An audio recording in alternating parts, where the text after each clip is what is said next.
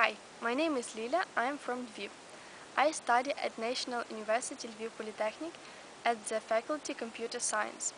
In free time, I like to go in for sports, listen to music, and walk with my friends. I also like to travel very much. I have never been abroad, but I have visited almost all Ukrainian interesting places. My hobby is singing. Now I sing in the choir of my university. My friend said that I am very funny, energetic and cheerful person, but at the same time I am very organized and persistent. I am very social person, so it's not difficult for me to come a mutual understanding with different people.